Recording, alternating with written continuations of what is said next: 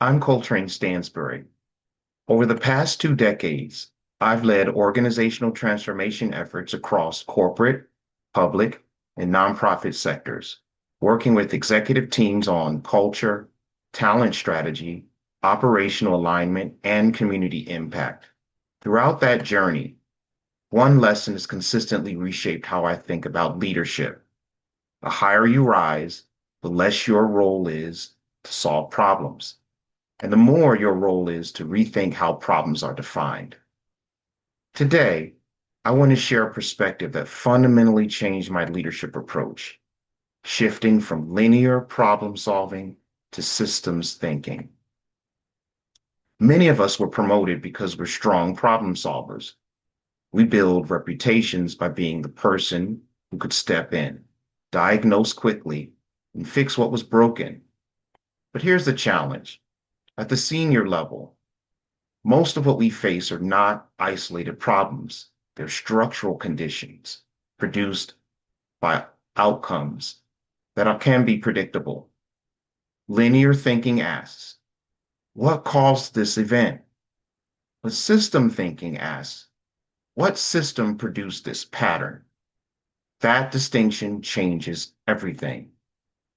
Several years ago, I was part of a senior leadership team responding to declining employee engagement within a division.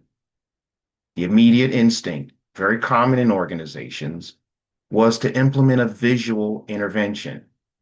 We launched new communication town halls, we improved manager toolkits, we rolled out engagement messaging.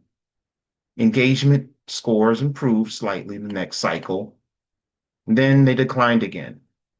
At that moment, we had a choice. We could intensify the fix or step back and question the structure.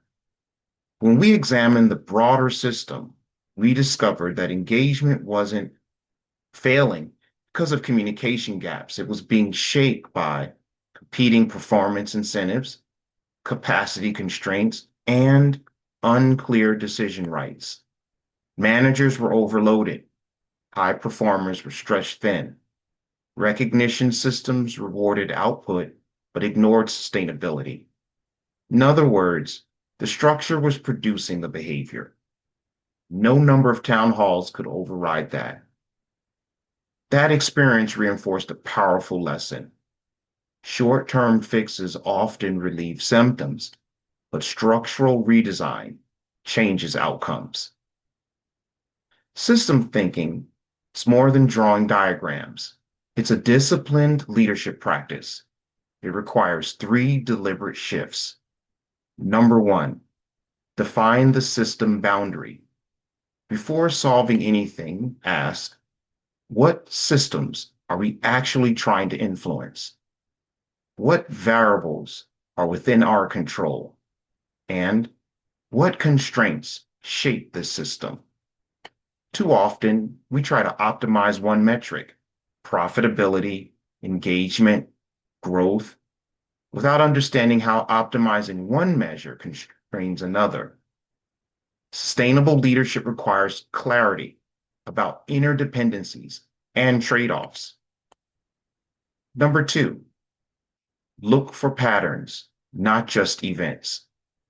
If something keeps reoccurring, attrition, burnout, silos, it's not bad luck. It's feedback.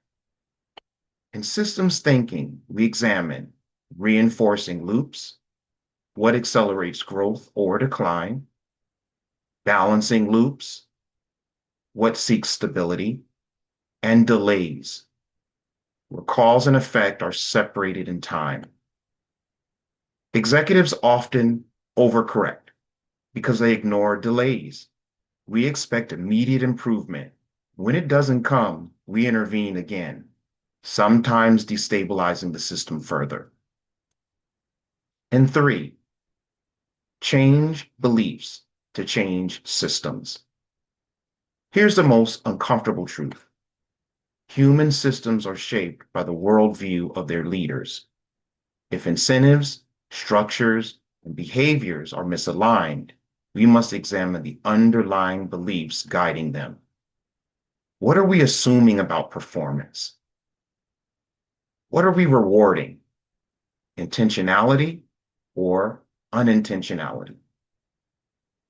What might we be contributing to in the very dynamic we want to change?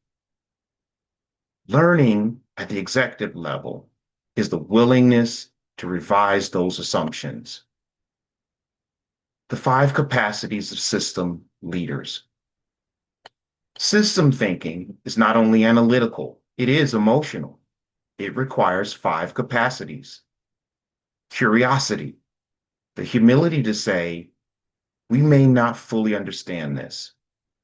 Clarity, the discipline to see beyond surface symptoms. Compassion, resisting blame, and recognizing we're all part of the same system.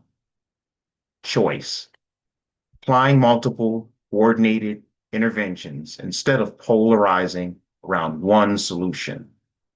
And lastly, courage, which is acting on insights that may challenge established incentives, structures, or comfort. Courage is often the tipping point because structural change is rarely popular in the short term, even when it's necessary in the long term. As senior leaders, our influence is less about how quickly we react to problems and more about how thoughtfully we design and our conditions and produce results. When we shift from, I need to solve this, to, what system is producing this? We stop managing events and begin redesigning environments. And that is where sustainable leadership lives. Thank you for the opportunity to shape this and share my perspectives. I look forward to continuing learning and dialogue across this global You Lead community.